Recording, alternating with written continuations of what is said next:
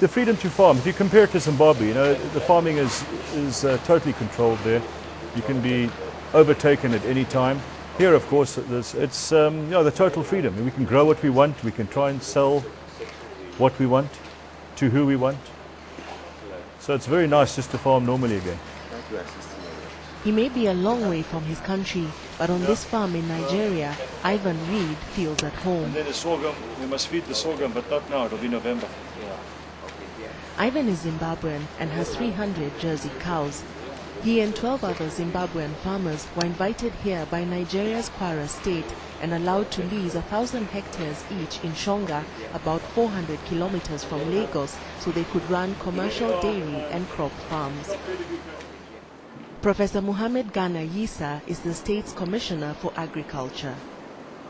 We had vision and we had itemized certain things we had hoped we would achieve by bringing these farmers here.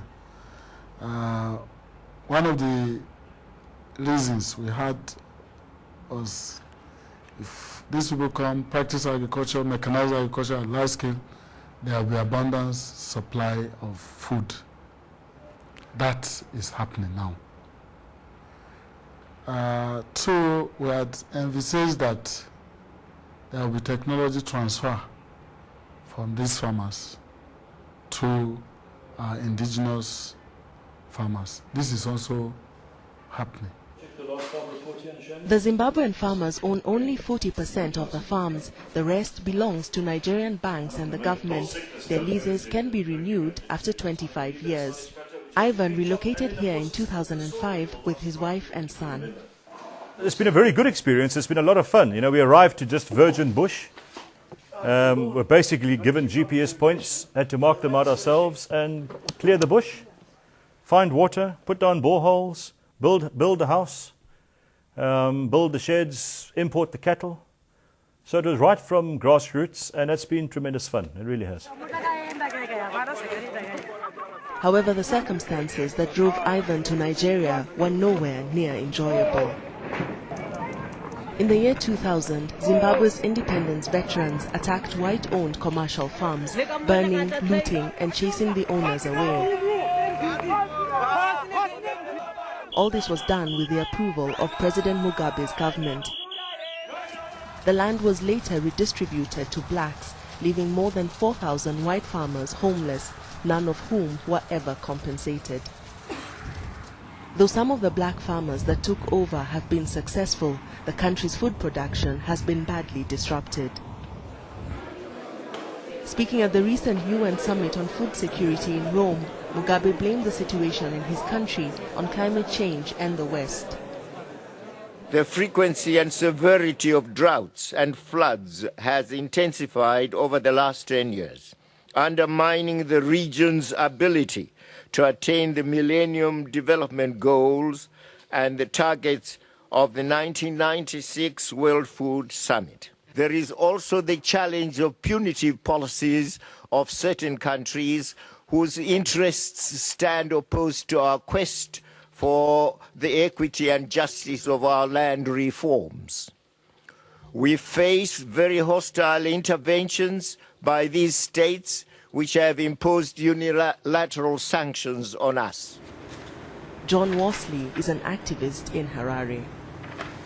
Certainly this has not been a land reform program at all. This has been a political program right from the outset. It's seen the decline in agricultural production down to levels of 15 to 20% of what was there before. You've seen the wrong people getting the land. A lot of those political chefs who took up land went from one farm to another, destroying those farms. I think we're looking at the worst farming year ever this coming year.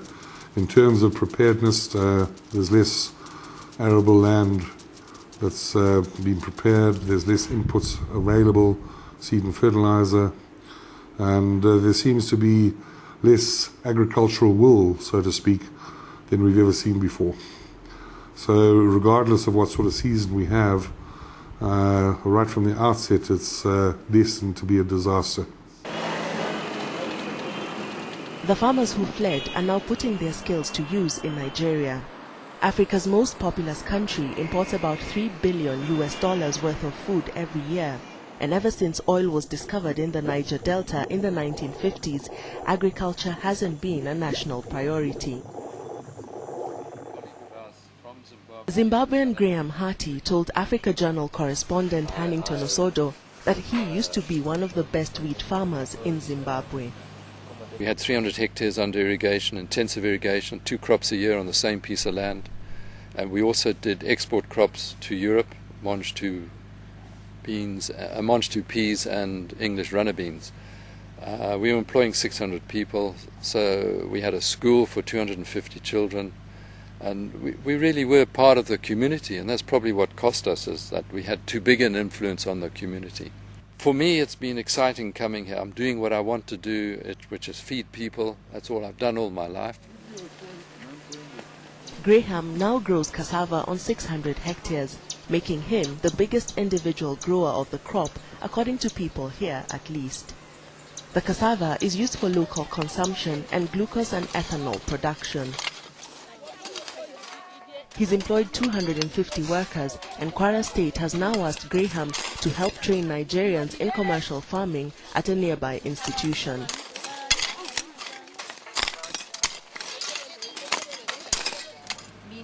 Even though he seems to be adapting to his new life, things are slightly different for his wife, Judy.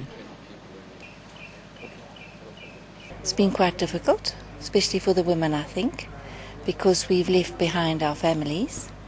And we are pretty family-orientated people. And also because we've left behind our network of friends and our lovely shops that we used to, and coffee houses and places where we can meet and chat. So our social structure's been demolished, but we're starting a new one. If not for a delay in their bank loans, the farmers we met would have already expanded their operations. They're also farmers from 15 other countries in the area. David Higgins is South African.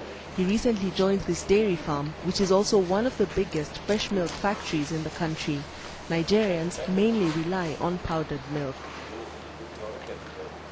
The project we're busy with here is to try and promote the fresh milk in Nigeria and grow the dairy industry. The cattle you see here have been here for about 5 years now. The project's been on the go. All these cattle are imported from South Africa. They settle quite nicely into the conditions here, although it's a bit hot for this kind of cattle. That's why we keep them under cover, to try and keep them as cool as possible, to promote their milk production. I've benefited a lot because there are a lot of practices that we've not done. We've been introduced to it, like artificial insemination. We've learned how to do it and how the dairy production is being done. The factory has the capacity to produce 50,000 liters of milk at once and is now even producing its own yogurt.